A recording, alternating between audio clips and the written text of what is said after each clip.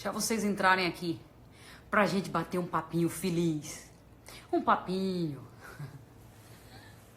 Deixa vocês entrarem aqui pra gente conversar um pouquinho, né? Desopilar um juízo. Apesar que eu perdi hoje o meu um pouco com o meu cachorrinho. Vocês viram nos meus stories. Quem viu, viu.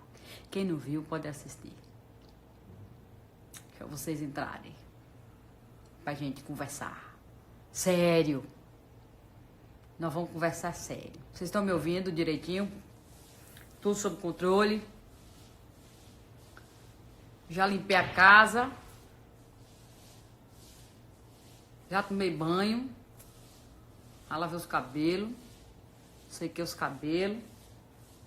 Já fiz uma maquiagemzinha. Dona de casa porreta eu. Brinca comigo. Não tem tempo ruim não. Aqui, galera, é o seguinte. Aqui eu limpo casa. Não tem negocinho de encantura que tem as coisas. Não. Aqui é vida real. Aqui nós limpa, nós lava prato, nós faz comida, nós limpa o chão, nós torce pano. E nós lava calçada. Só não pego a merda do cachorro. Não pego não. Que é uma coisa combinada, né? Eu falei, Cacá, essa parte fica com você. Comigo não. Me evite. Bebês, é o seguinte. Eu gostaria de falar com vocês. Primeiro, antes de eu falar com vocês, vocês estão vendo esse quadro aqui atrás de mim, ó? Que lindo que ele é, que especial que ele é. Eu vou contar pra vocês a história desse quadro. Essa casa aqui é a réplica da casa que eu morava com a minha avó no povoado de Uibaí chamado Formosa. E a casinha era igual a esta casa. As galinhas, percebe? Aqui, ó. Aqui é pra ser a minha avó. Lá, ó. E a minha mãe. Aí eu mandei replicar a casinha que eu morava. Bonitinha, né? Benção, benção. Deixa eu falar com vocês uma coisa muito importante. Nessa tarde de sábado, eu gostaria que você ficasse nessa live, porque essa live vai ser muito especial. Não só pra mim, mas eu tenho certeza que vai ser muito especial pra você que tá aí do outro lado. Afinal de contas, todos vocês sabem que eu sou uma pessoa, na maioria das vezes, muito alegre, muito divertida. Mas essa live hoje ela tem um gostinho muito especial, porque vai ter a participação especialíssima desse maravilhoso, desse cara que eu admiro, que eu sou fã, que eu amo como irmão, que eu tenho a honra de ter como amigo, e que as palavras desse cara não só me ajudaram na vida, como de pessoas próximas que eu conheço. É um cara do coração gigantesco. É um ser humano lindo e que eu tenho certeza que vai ajudar muito a você que está aí do outro lado a aprender um pouquinho mais, a ouvir um pouquinho mais sobre o que ele tem para passar, sobre o que ele tem para ensinar. E que é o meu amigo querido Padre Fábio de Mello. A gente não vai estar aqui falando de religião, mas a gente vai estar aqui para dar uma palavra para vocês, de repente, não sei o que está passando na sua vida, de repente está tudo bem, ou de repente não tá, ou de repente você está triste por algum motivo, você está preocupado por algum motivo, e eu acho que essa live vai ser muito especial para você que está aí do outro lado. Então, Migla e Miglo, fica com a gente. Eu só vou esperar o padre entrar aqui para chamar ele, para a gente começar a bater um papo maravilhoso. E eu espero assim que essa tarde que ele possa trazer alguma palavra para mudar o dia de vocês, sabe? A vida de vocês. Ele já tá aqui, eu vou chamar ele. Vamos ver aqui. Ai, Jesus.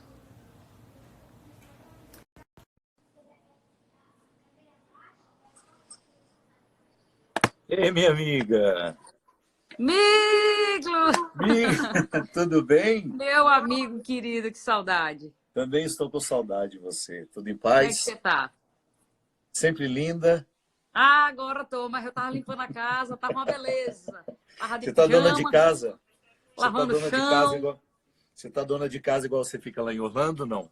É, quando a gente tá em Orlando, é engraçado que eu adoro estar em Orlando quando o padre tá, gente, porque eu adoro ir pra cozinha fazer comida e quando ele elogia minha comida, eu fico tão feliz dele ver eu Mas é comer uma boa comidinha mesmo, caseira. mas é muito boa a sua comida.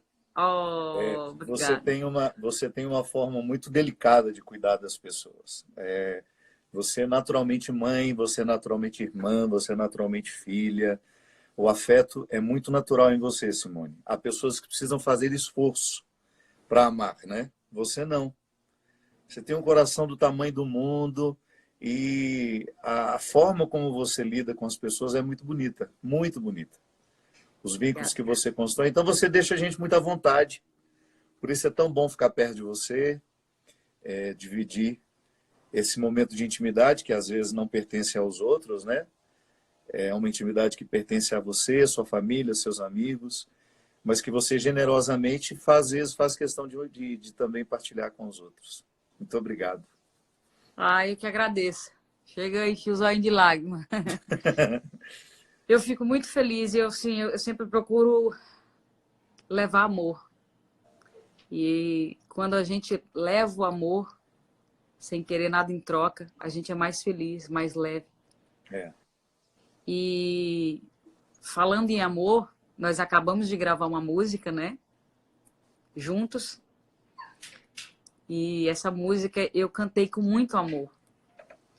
Se você ainda não viu, você que está nessa live, se você ainda não escutou essa música, você precisa ouvir. E você com certeza vai sentir nessa canção o amor que eu derramei sobre essa música ao cantar ela. foi mesmo. Eu me lembro que quando eu lhe mostrei a música e você do meu ladinho já começou a cantarolar o refrão, eu falei assim, meu Deus, essa música nasceu para essas vozes. Foi um casamento perfeito, né? Eu fico pensando, eu tenho essa compreensão. A música, nem sempre a gente consegue colocá-la dizendo exatamente aquilo que o autor pretendia. Mas, às vezes, a gente consegue ir além do que o autor pretendia. E isso aconteceu com essa música. Porque eu me lembro que na primeira prévia que nós tivemos, eu mandei para o Gabriel Cantini, que é um dos autores da música. E ele me mandou um áudio muito emocionado, chorando, dizendo que a música tinha tocado muito ele, que ele tinha escutado no momento em que ele estava precisando daquilo. E eu achei interessante porque é uma música que ele fez, que certamente está fazendo bem ao coração de tantas pessoas, mas que naquele momento a música acabou fazendo um efeito nele. Isso é Uau. muito interessante, né? Quando você Uhum. percebe que a música já tem uma missão e que ela começa a cumprir a sua missão ali já perto, muito perto de onde ela nasceu. Foi uma alegria muito grande. E quando nós fomos para o estúdio e eu ouvi vocês cantando, falei, meu Deus do céu. Quando você entra naquele refrão todo iluminado, todo cheio de vida, foi uma emoção muito grande, muito grande. E a gente nem imaginava, quando nós gravamos essa música, que ela seria lançada no momento em que as pessoas estão tão necessitadas de ouvirem isso, né, Simone? Sim. A gente não tinha ideia de que nós passaríamos por isso, de que nós viveríamos esse tempo tão difícil, de tanto sofrimento, em que as Sim. pessoas estão tão angustiadas, tão solitárias. A solidão, eu acredito que é o que mais pesa hoje para todos nós que estamos precisando viver o confinamento, a saudade que a gente sente das pessoas, a necessidade que a gente tem de estar com as pessoas e que de repente a gente não pode mais. E tanta gente fica com a tentação de desistir num momento como esse. É. O momento fica muito pesado, muito pesado. Eu tô aqui em Fortaleza, né? E próximo aqui ao condomínio, não muito distante, um rapaz, por conta da solidão e do que está vivendo, ele se lançou do último andar do prédio. Então, assim, é muito complicada essa situação que estamos vivendo, que o país atravessa. Porém, nós sabemos da necessidade, mas me preocupa muito essas pessoas que já têm o problema de depressão, né? Ficar trancado nesse momento, às vezes pode...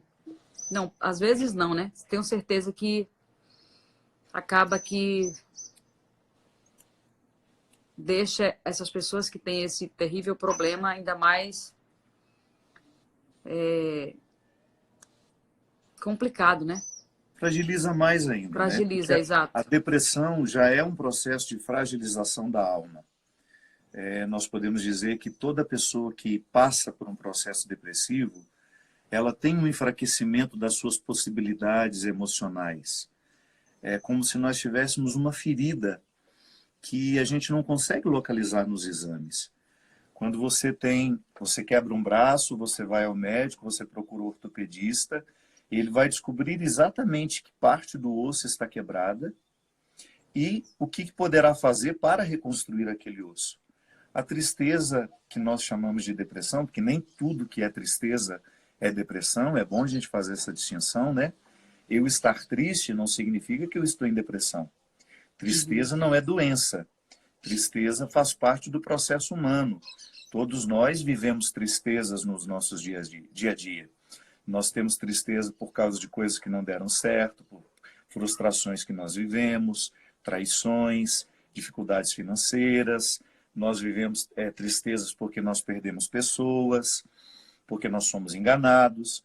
Agora, a tristeza, quando ela se estende por muito tempo e ela vai retirando a nossa capacidade de reagir, aí então nós já estamos falando de um quadro depressivo, que é uma doença que pode ter motivos químicos, né? O meu corpo pode deixar de produzir a química do bem-estar, porque tudo em nós é hormonal, tudo em nós é produção de hormônio, a minha alegria é produção de hormônio, é o resultado de hormônios. Eu acordo porque meu organismo produziu um hormônio, eu sinto sono porque meu organismo produziu um hormônio, a minha digestão acontece porque meu organismo produziu um hormônio.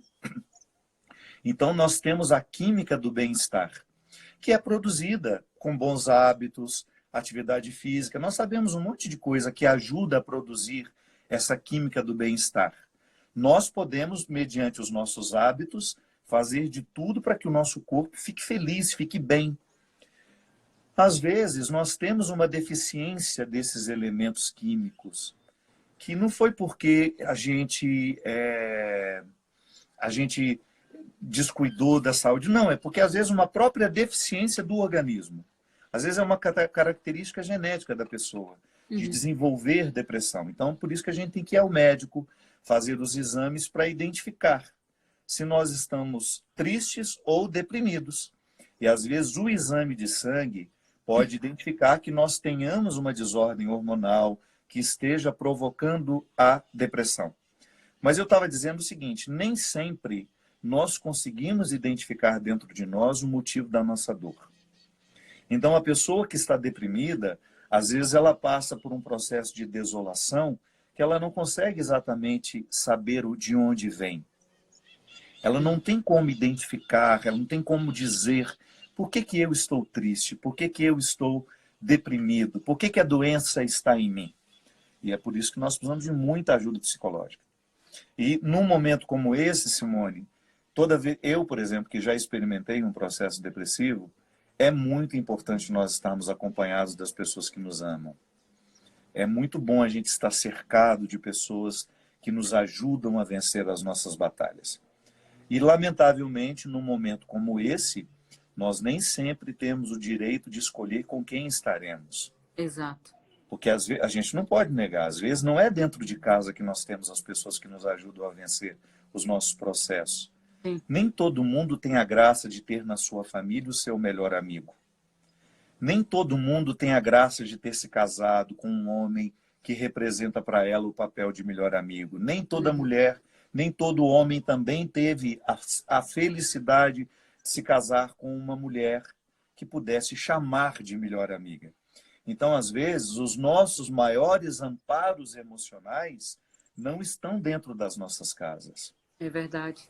Não é? Então, é por isso que, às vezes, o momento fica tão pesado para nós. Porque eu gostaria muito de hoje, de repente, sair, poder encontrar aquele amigo que me faz tão bem, ter a oportunidade de conversar um assunto que só ele poderia me ouvir. Quantas coisas, Simone, você só vai tratar com aquela amiga que você tem, com aquela pessoa.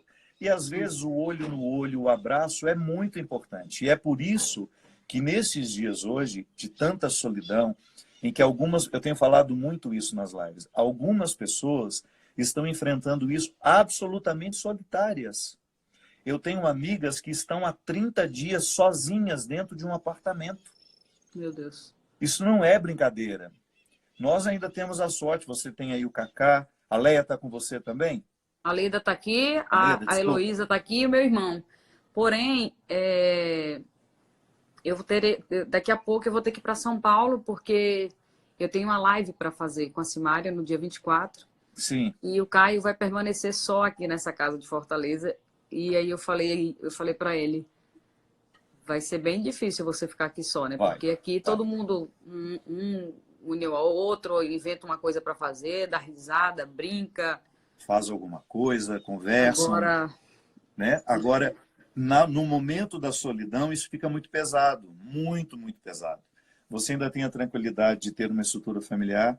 Eu digo que a Leda nem é funcionária, a Leda é uma irmã que você tem, o carinho com que ela trata o seu filho, o carinho com que ela trata você. E também a forma como você integra ela na sua casa, na sua família, é lindo. Então, nem todo mundo desfruta disso, Simone. Nem todo mundo está tendo a oportunidade de poder dividir a alma com alguém. Estou falando aqui, estou lendo, né? Muitas pessoas dizendo isso. Padre, esse tem sido o meu conflito. Essa tem sido a minha solidão. E o que nós podemos fazer nessa hora, minha gente? Isso aqui. Procure alguma coisa para você ocupar sua mente. Se você descobre que alguém está conversando um assunto interessante numa live, vai lá, participa. Escute um pouco, escute coisas boas. Fuja um pouco das fofocas, fuja daquilo que não edifica. A gente sabe que o diabo planta em nós muitas coisas ruins a partir de fofocas, a partir de notícias que não edificam, de pessoas que não têm nenhum comprometimento com a nossa felicidade. Dê preferência hoje às pessoas que estão falando coisas boas, que vão incentivar você a fazer alguma coisa de bom. Tem tanta gente ensinando coisas interessantes na internet hoje. Eu tenho os meus amigos preparadores físicos que estão sozinhos em suas casas, se dispondo a fazer um trabalho de fazer uma aula coletiva com quem quiser, colocar o corpo para exercitar um pouquinho, ainda que seja lá no meio da sala, no improviso, mas alguma coisa que possa julgar um pouco de serenidade, um pouco de ternura sobre nós. é verdade. Eu acho que, assim, nesse período, né, não só aqui a gente se concentra todo mundo para brincar um pouco, para fazer alguma atividade juntos, mas essa questão de você tirar um tempo para você buscar coisas que edifiquem é muito importante de fato. Às vezes um filme, um livro, Um livro. ou ler a Bíblia, sei lá, qualquer coisa que vá edificar, que vai fazer você crescer como pessoa, é muito, muito Você especial. sabe, este tempo está sendo para nós uma oportunidade muito interessante de nós observarmos os nossos hábitos. O que é o hábito? É tudo aquilo que compõe a nossa vida e que nem sempre nós somos conscientes mais. Já está tão habituado que já não se percebe mais fazendo. Por quê? A pressa nos retira a percepção do hábito. Então, às vezes, eu estou com hábitos desagradáveis, nocivos, autodestrutivos e não os percebo porque eu estou correndo muito. No meu dia a dia, eu não tenho nem tempo de perceber os meus maus hábitos. Agora, de repente, nós paramos, não existe mais pressa, não existe mais para onde ir, não existe muita possibilidade de encontro, de saídas, e o que nos resta? Prestar atenção em nós. Então, nós estamos observando que às vezes, neste excesso de trabalho, nesse excesso de atividades, faltou-nos o cultivo de bons hábitos, porque só os bons hábitos nos salvam da solidão. Você pode observar que quando nós temos o hábito de cultivar, por exemplo, a oração, que é uma coisa muito simples. Às vezes as pessoas dizem que rezam, mas elas rezam correndo, rezam andando para lá e para cá. Eu gosto muito daquela oração que me faz ficar quieto, que eu tenho que parar o que eu estou fazendo. Porque às vezes a gente se justifica assim, eu falo com Deus toda hora. Tá ótimo, eu gosto que seja assim mesmo. Mas da mesma forma como você fala com o Cacá toda hora, que é o seu marido, de vez em quando você precisa formalizar o encontro com ele. Uhum. Tirar as crianças, tirar os estranhos, ficar só eu e você, só você e Cacá, e vocês terem um olhar diferente um para o outro ali, de tranquilidade, de serenidade, que é a hora que ele vai esquecer o celular dele, você vai esquecer o seu celular, e vocês vão conversar entre vocês assuntos que são importantes para o cultivo do vínculo de vocês. Uhum. O hábito de não ter a intimidade pode gerar em nós uma incapacidade de ficarmos com qualidade com os outros. Com Deus acontece a mesma coisa, Simone. Às vezes nós nos justificamos que nós rezamos toda hora, que nós rezamos o tempo todo, mas a gente não formaliza aquele momento de encontro com Deus que é tão importante.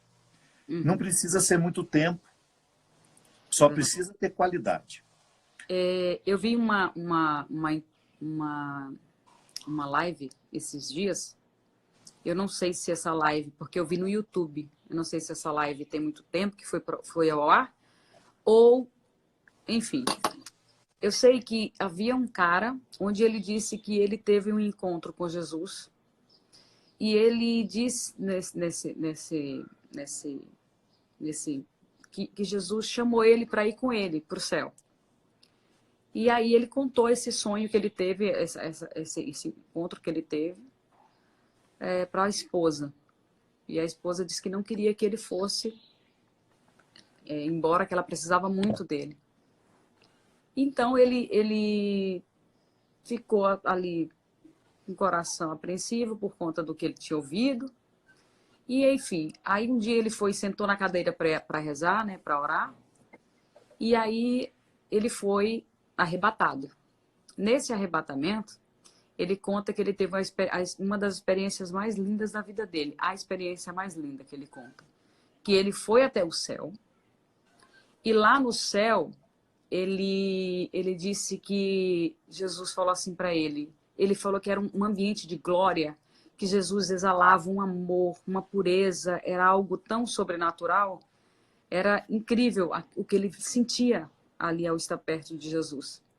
E ele disse que Jesus fala assim, olha lá, tem uma surpresa para você. Estou resumindo mais ou menos. Uhum. E Jesus olha e fala assim, olha para lá. Aí ele vê muitas crianças no céu, muitas. De repente, vem uma correndo próxima a esse rapaz. E aí ele fala assim,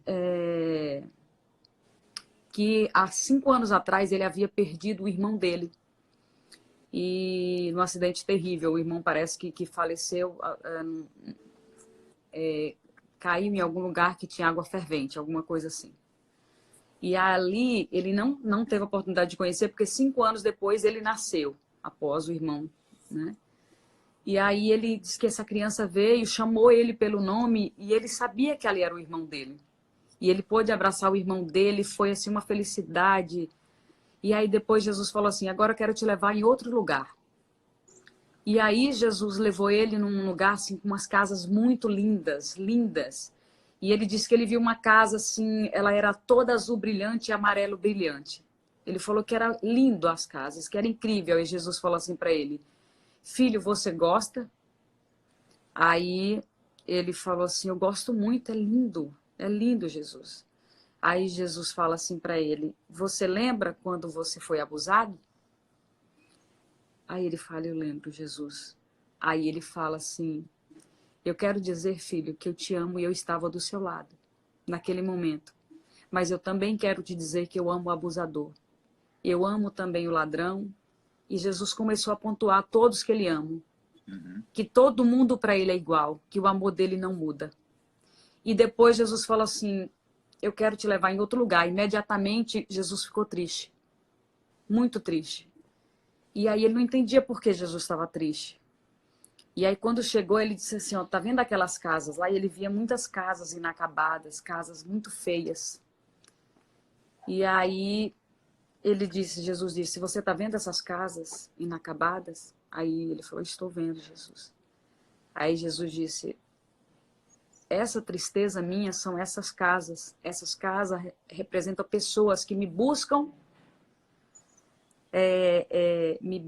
só da boca para fora, não tem uma profundidade, não tem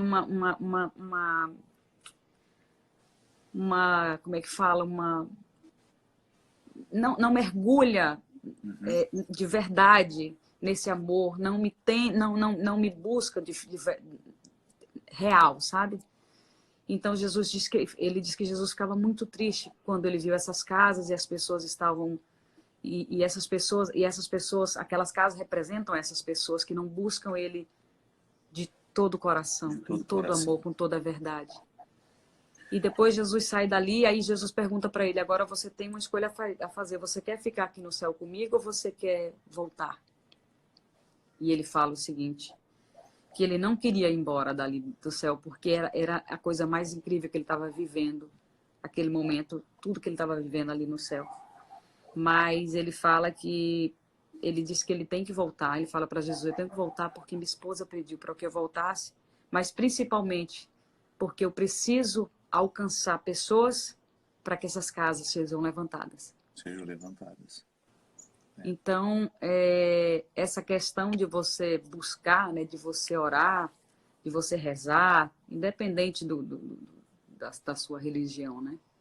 Eu acho porque isso que você chama de experiência de arrebatamento não é outra coisa a não ser eu ter a sensação de que estou diante de Deus. E esse estar diante de Deus é tão profundo, Simone, que nos coloca numa capacidade de saber quem Ele é. Quantas vezes nós ficamos diante de imagens que foram construídas sobre Deus que não correspondem à sua verdade? Às vezes um Deus cruel, um Deus vingativo, um Deus que é capaz de matar as pessoas para defender quem Ele ama, um Deus que é capaz de crueldades muito piores do que as minhas.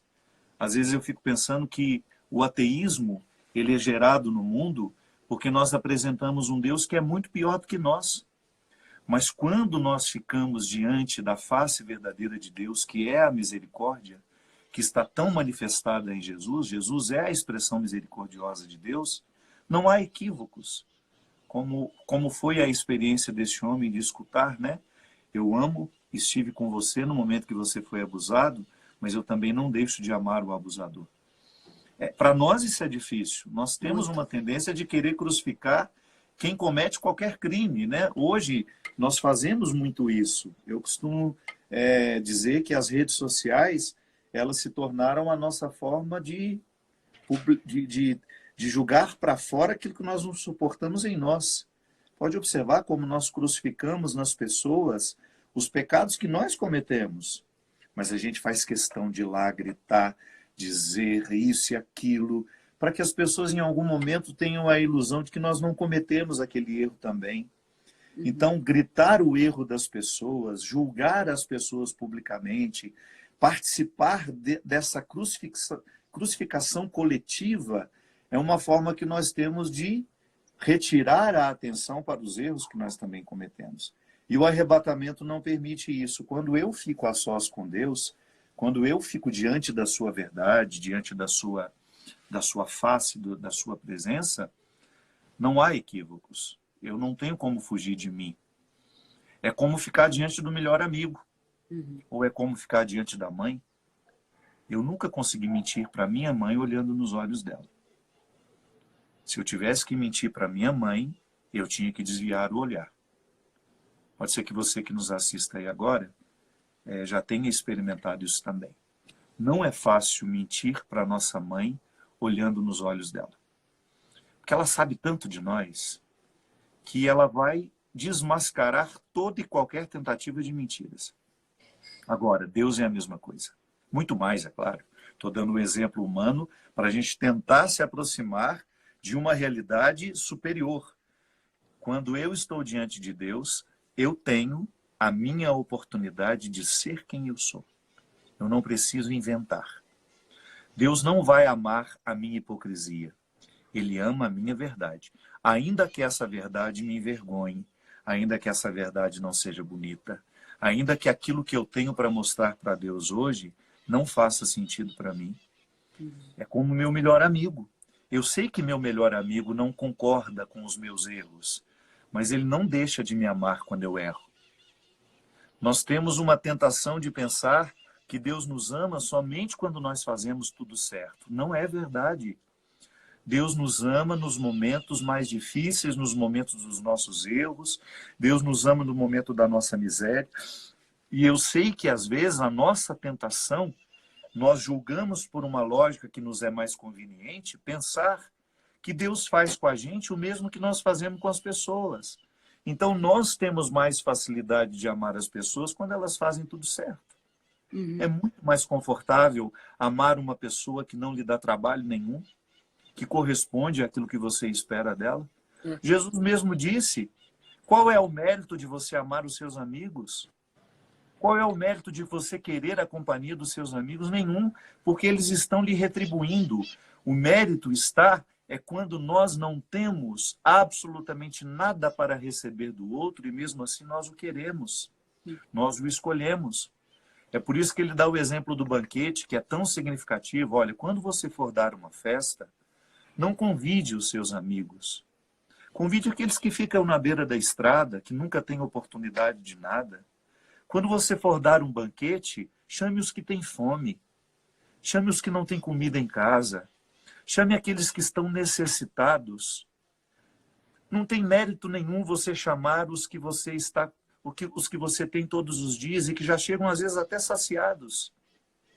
Então a lógica de Deus, Simone, nós só podemos compreender quando nós nos aproximamos dele.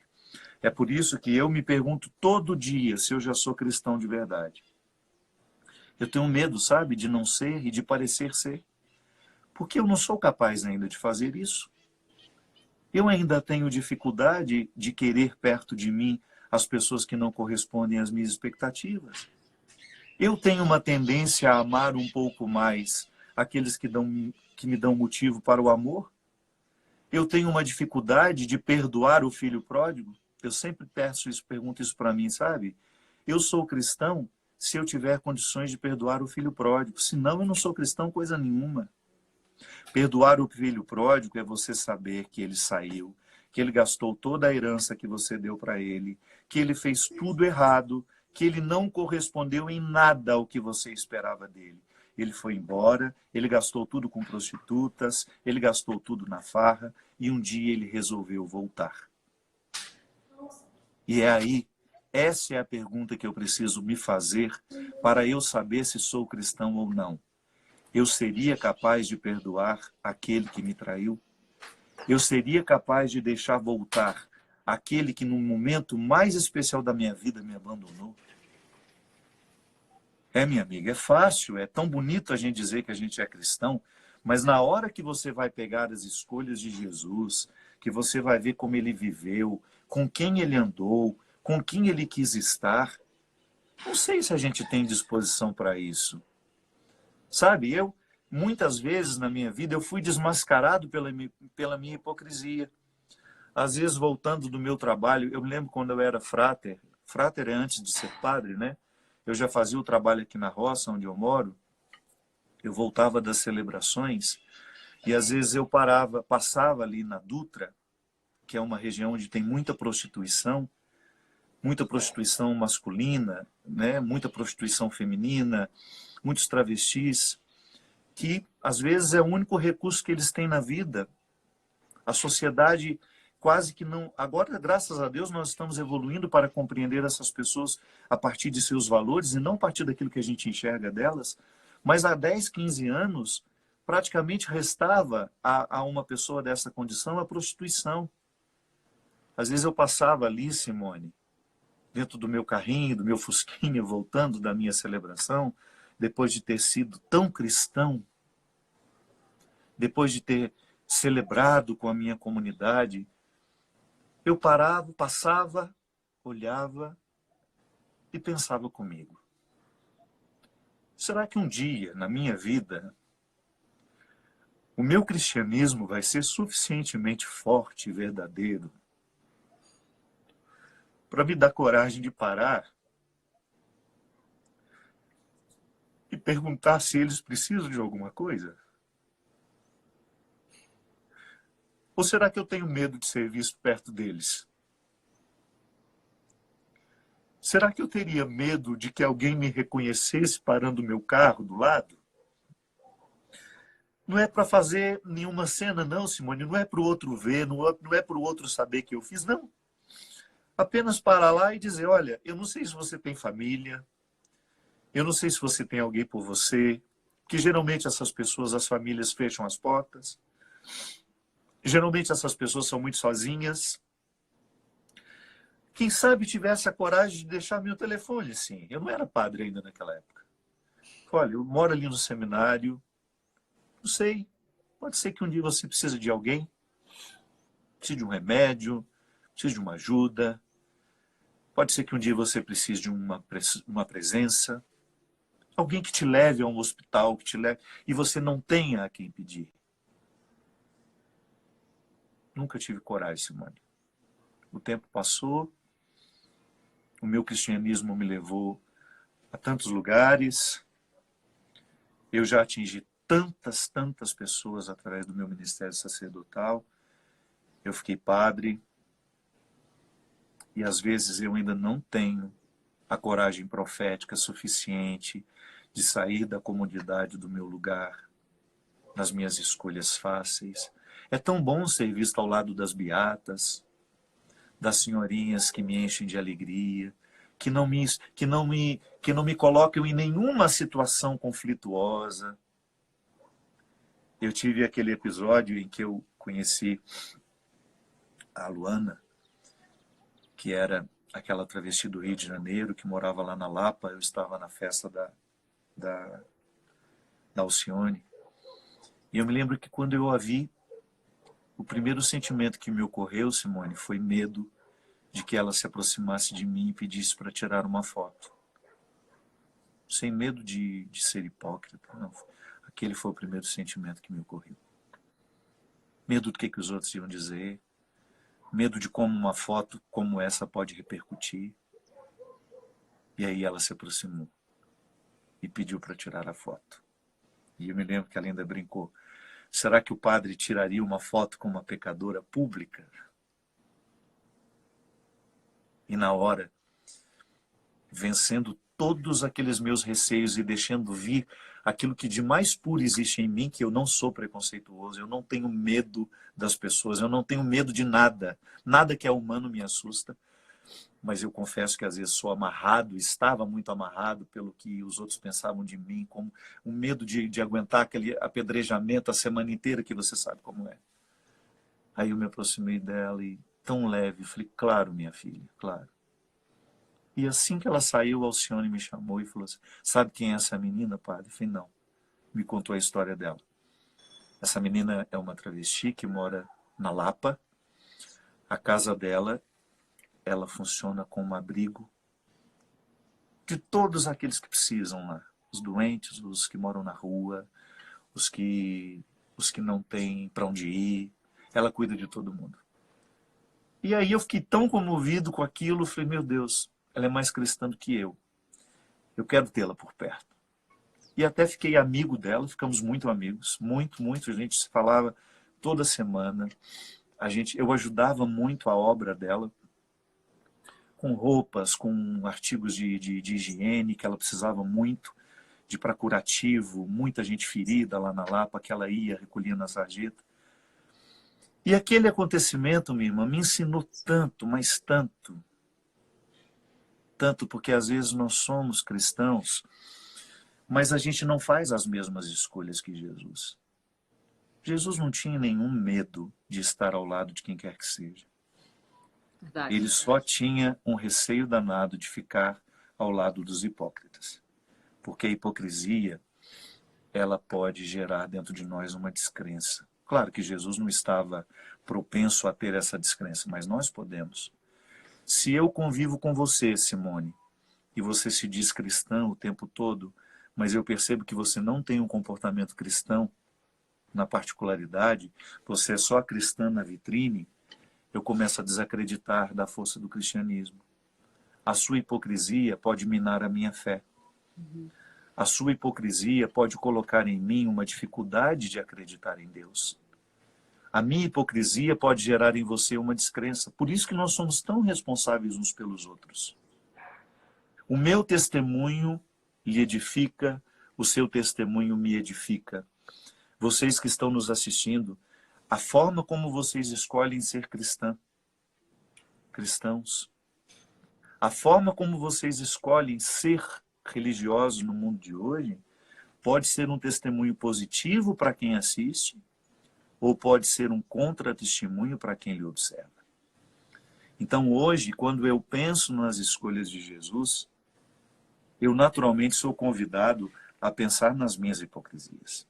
Eu não gostaria, sabe, de ser flagrado novamente, alimentando o medo de que uma pessoa esteja se aproximando de mim. Naquele dia, quando a Luana se aproximou, quando eu senti aquela presa dentro de mim, a mesma que tantas vezes me impediu de parar o carro e de oferecer o meu cartãozinho àquelas pessoas, eu jurei para mim, nunca mais eu quero sentir isso. Eu nunca mais quero ser refém da minha hipocrisia. Eu quero estar aonde Jesus me pedir.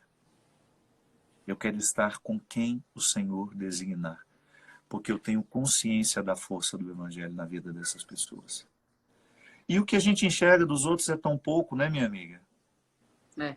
Eu sei que às vezes alguns aqui escolhem a oportunidade de digitar alguma coisa para nós com julgamentos, com palavras ofensivas. Isso acontece o tempo todo. Isso é uma forma de escolher como eu quero estar no mundo.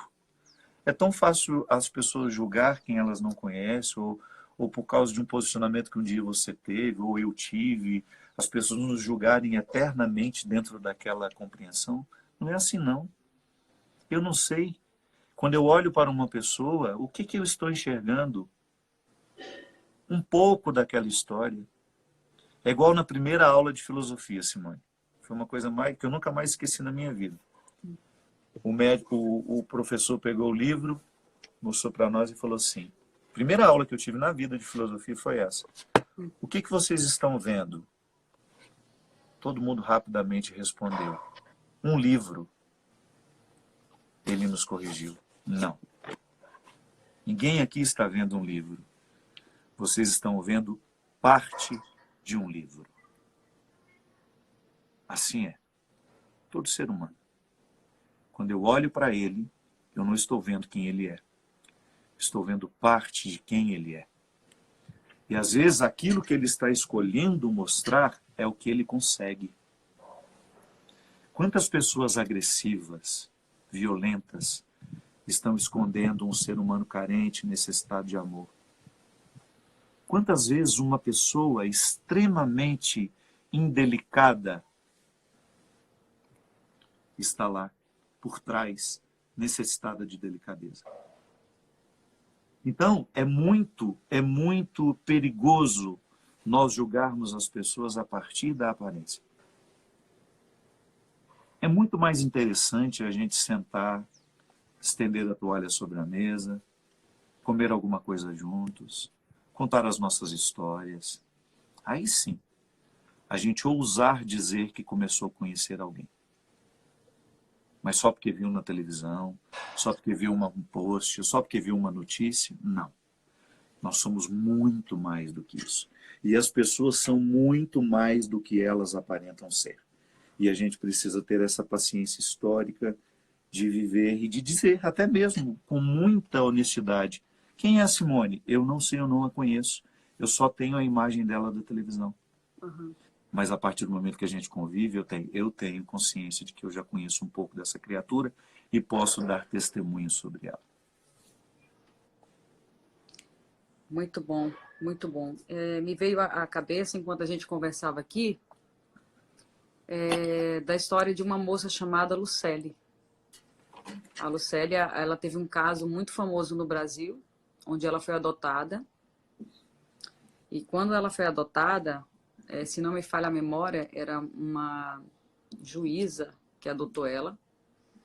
E essa mulher, no primeiro momento, tratava ela com muito amor, porque ela tinha um desejo de ter uma filha mulher.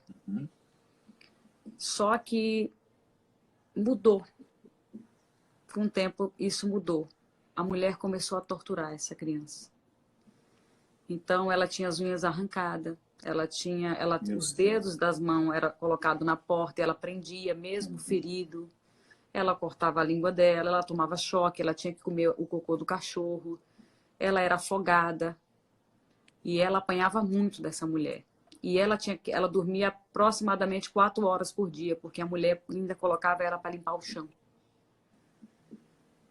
E ela foi uma criança muito torturada, muito torturada. Só que tinha uma coisa que a mulher mandava ela fazer e ela não entendia, que era ler a Bíblia.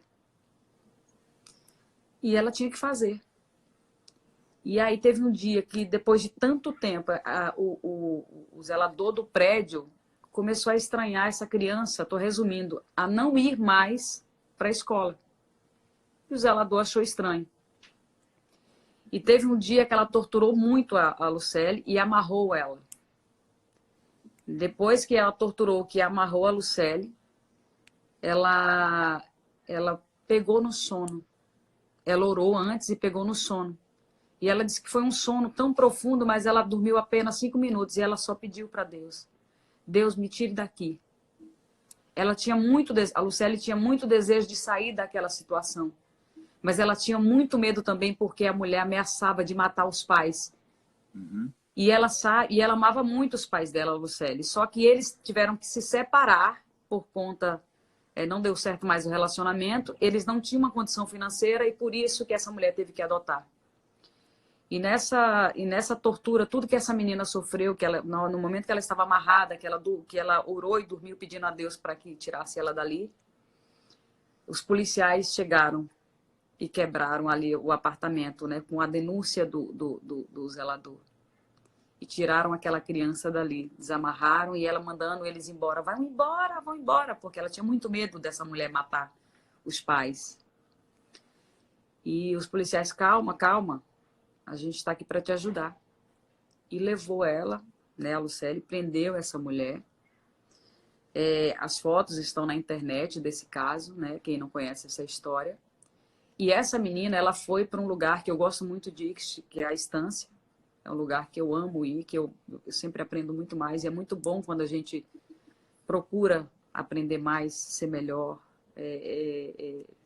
buscar melhora, né? E é um lugar muito especial para mim. E essa criança, então, foi adotada depois pela pastora Zenete, que é minha mãe também, minha mãezona, que eu tenho um amor maior do mundo por ela. E essa menina foi tratada dentro da Estância. E hoje essa menina prega, ela fala sobre o amor, sobre o perdão. E ela fala que o maior desejo da vida dela é reencontrar essa mulher e poder dizer para ela, nos olhos dela, olhando nos olhos dela, eu te perdoo. Que lindo isso. Agora você imagina uma criança dessa que teve todas essas torturas. Teve um dia que ela levou 40 pauladas. Que foi tirada, arrancada as unhas dela, que foi queimada com ferro quente, que cortou a língua dela com tesoura. Essa menina olhar para essa mulher e dizer, eu te perdoo. Mas por que ela perdoa? Porque ela foi curada no interior, porque ela conheceu Jesus, porque ela entende que esse amor, né, que ela sente por Jesus tirou toda a dor da alma dela, todo o peso, tudo que ela viveu. Então, perdoar é muito importante, né? É necessário para a gente aliviar a alma, né? Eu acho que primeiro é uma forma de fazer justiça a nós, né? Toda vez que eu não perdoo, toda vez que eu opto pelo rancor, pela mágoa, eu estou bebendo um veneno, ingenuamente achando que vou matar o outro. Não. Todo ódio toda mágoa, toda falta de perdão é um autoenvenenamento. A minha falta de perdão não mata o outro, mata a mim. E é por isso que é sempre, antes de tudo, uma atitude de auto-amor. Toda pessoa que escolhe se perdoar, perdoar e se perdoar, está fazendo uma experiência de respeito por si mesmo. Então eu tenho respeito por mim, então eu perdoo para libertar do meu coração todo aquele peso que eu estava guardando. Não quero conviver mais com esse peso. E é claro que quanto mais o outro nos magoa, Simone, mais difícil é a gente liberar o perdão. Mas quão mais difícil foi liberar o perdão, o portão também é uma espécie de portão, quanto mais difícil for, quão mais difícil for liberar o perdão, maior é o estado de graça que se estabelece depois.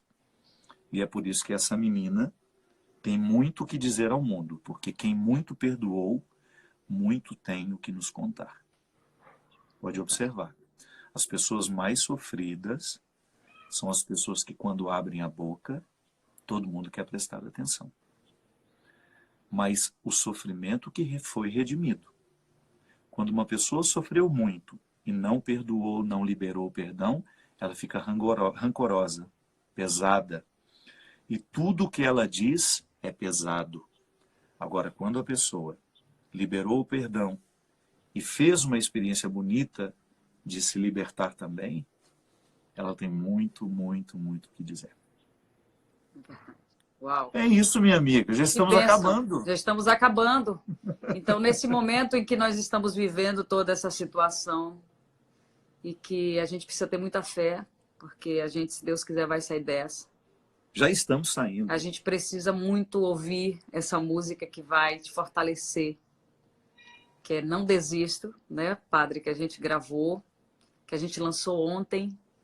Isso, tá linda, se não você tá? conhece alguém que esteja passando por qualquer situação difícil, que já está pensando em desistir da vida pela situação que está enfrentando, ou por problemas familiares, ou por qualquer tipo de problema, essa música ela é muito especial para ser enviada para essas pessoas. Envia para alguém, isso.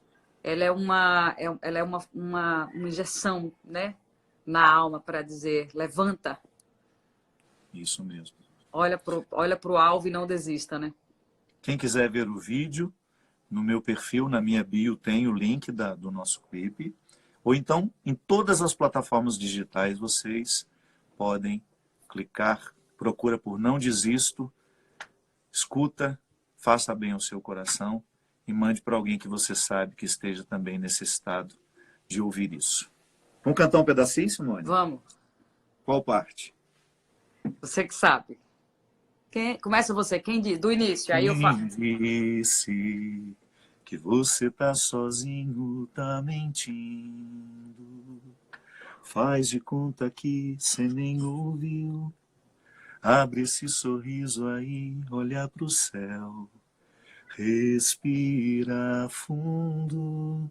Você pode voar, você pode sonhar. É só acreditar, ter fé. Dias melhores virão dentro do seu coração. Repita comigo. Não desisto, não desisto. não, de De jeito jeito nenhum. nenhum. Não desisto. Não desisto. Nananina, não, de jeito nenhum. Não deixe ninguém lhe falar que você é só mais um. É isso mesmo. Curtem, gente. Padre, Obrigado, obrigada. minha amiga. Obrigada. Você sabe que é sempre uma alegria toda vez que a vida nos permite estarmos juntos. Nessa primeira vez, não só como amigos, mas como missionários. Eu tenho interpretado a sua presença e da Simária nessa música como um fortalecimento do meu ministério. Obrigado por vocês serem minhas irmãs, por me tratarem com tanto carinho, com tanto respeito, e me ajudarem a dizer, neste momento de tanto sofrimento na vida das pessoas, que elas não desistam. Que elas não desistam mesmo.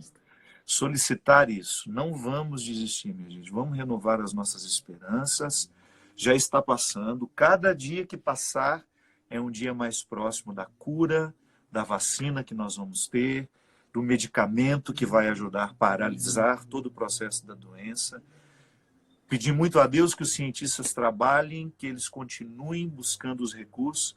Enquanto isso, nós vamos fazendo o nosso trabalho interior aqui.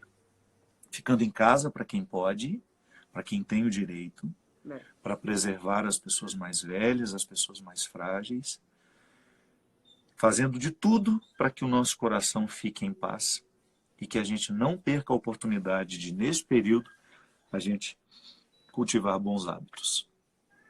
É isso aí. Então é Deus isso, abençoe. gente. Obrigada, Padre, mais uma vez. Te amo muito, morrendo de Eu saudade. que agradeço, A também gente se te vê em amo. breve, se Deus quiser. Dá um beijo na Todos que estiveram com a família gente toda aqui, comigo. agradeço. Todos os artistas que passaram por aqui também, que deixaram Isso. mensagens. Muito carinho Beijo. de todo mundo. Obrigada. E você que está Deus aí do outro abençoe, lado, minha gente. que Deus abençoe vocês. Tchau, gente. Amém. Tchau, tchau.